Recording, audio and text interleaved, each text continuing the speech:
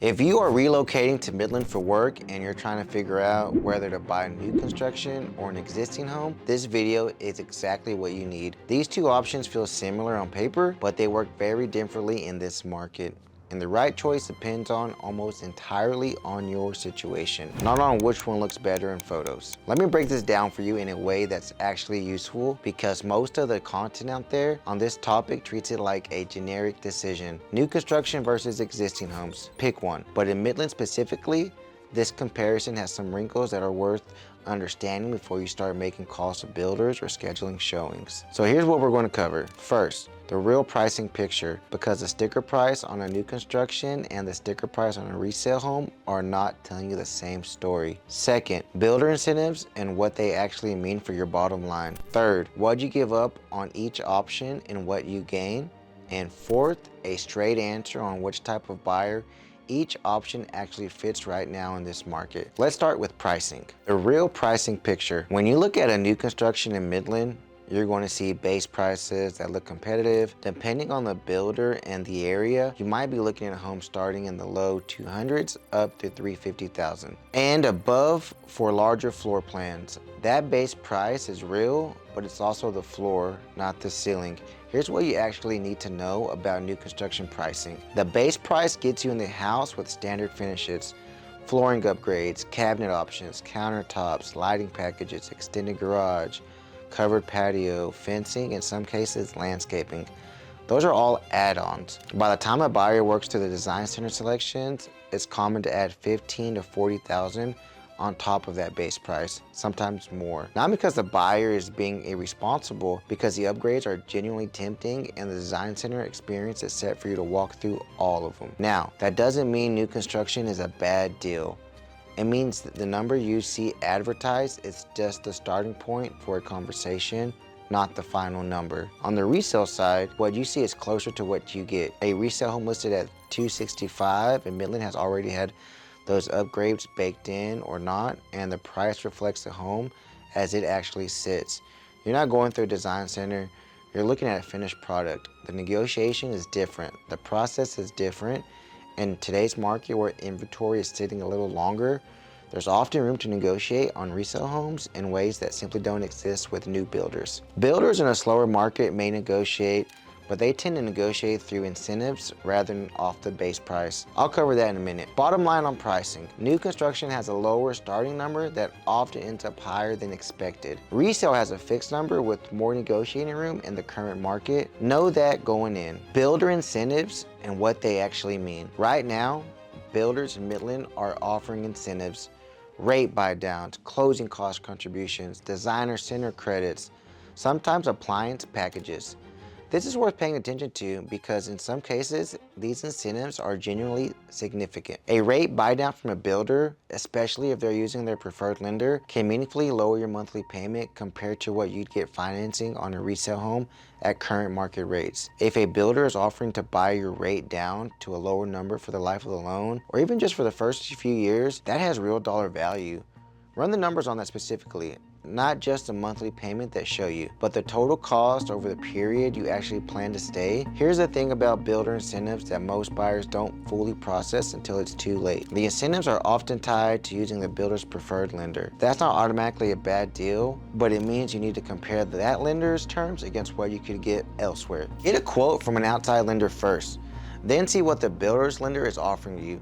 You need both numbers to know whether you're actually getting a good deal or just a good sounding deal. Closing cost contributions are straightforward. If a builder is offering $5,000 to $8,000 towards closing costs, that's real money that changes your out-of-pocket at the table. That's something a resale seller may or may not be willing to match depending on how motivated they are. The negotiating dynamic is different with builders than with individual sellers. A builder is running a business.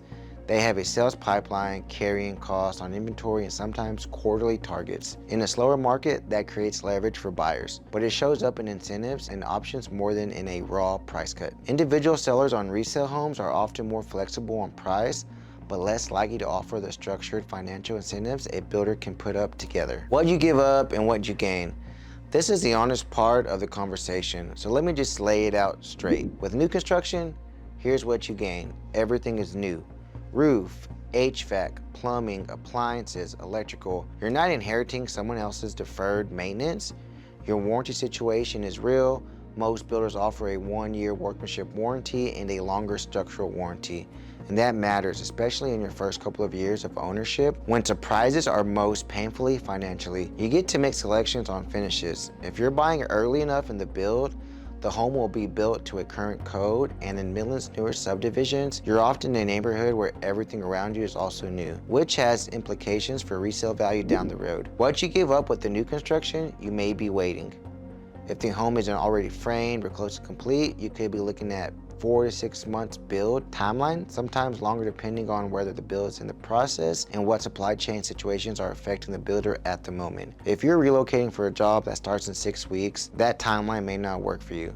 Also, new subdivisions in Midland often don't have mature landscaping, established trees, or the neighborhood feel that comes with time. The streets feel open and unfinished for a few years while the area fills in. Some buyers love that, others don't. With resale homes, here's what you gain. You can close faster. A resale transaction in normal circumstances closes in 30 to 45 days. You can see exactly what you are getting because it already exists. The neighborhood is established. You can drive at it at different times of day, talk to neighbors, understand the actual feel of the street. There's no waiting to find out if the finishes look the way you imagined. And as I said earlier, in this market with inventory sitting, you often have more negotiating room on resale than on new construction. What you give up with resale, you may be walking into a maintenance needs. A 10 or 15-year-old home in Midland may need a new HVAC in a few years, or the roof is getting up there in age, or the kitchen hasn't been updated since it was built. The home inspection matters more on a resale purchase because you need to understand what you're actually buying. Some resale homes are immaculate and move-in ready. Some have deferred maintenance that wasn't visible in the listing photos. You have to do the work to find out. There's also the customization piece. On a resale home, you're buying someone else's choices. The flooring they pick, the paint colors, the cabinet hardware. Some buyers don't care. Others find themselves wanting to update things within the first year, which adds cost on top of what they already paid. Which buyer each option actually fits? Here's the straight answer. This is what I tell a friend who called me and said, which one should I do? New construction makes the most sense if you have a timeline flexibility, meaning you can wait 3 to 6 months if needed, or the home you're looking at is already close to complete or spec built and ready to close soon. It also makes sense if the builder's incentive generally pencil out after you've compared them against the market. And if you want to minimize early maintenance surprises, if you're moving to Midland for work and you're going to be here for at least 3 to 5 years, new construction is an established or growing part of town can make a lot of sense. Resale makes the most sense if you need to be in a home quick. If your job starts in a month or your lease is ending now, new construction timelines may not be realistic. Resale also makes more sense if you're on a strict budget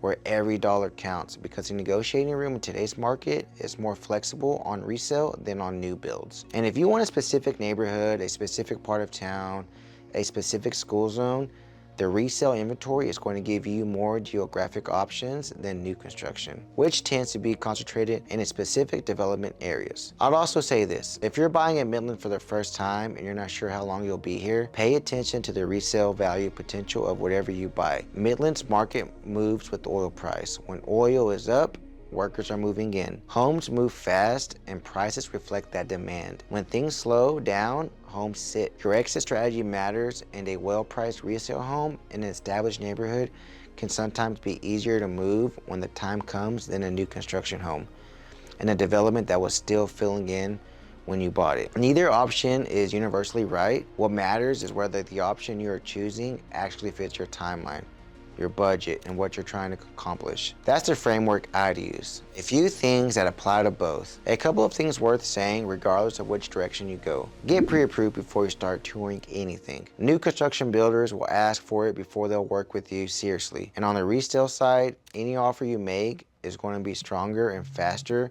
with a pre-approval letter in hand. If you are relocating from an out of state and you haven't worked with a local lender before, it's worth having a conversation about what the process looks like for your income type, especially if you're in the oil field and your pay structure includes variable income. If you are buying a new construction, have your agent present from the beginning. Some buyers think they can walk into a builder sales office without representation and save money. That's not how it works. The builder sales agent represents the builder. Your agent represents you. And in most cases, the builder has already factored the buyer's agent commission into their cost structure. So you're not saving anything by going unrepresented. You're just going in without someone in your corner. And on the resale side, don't skip the inspection.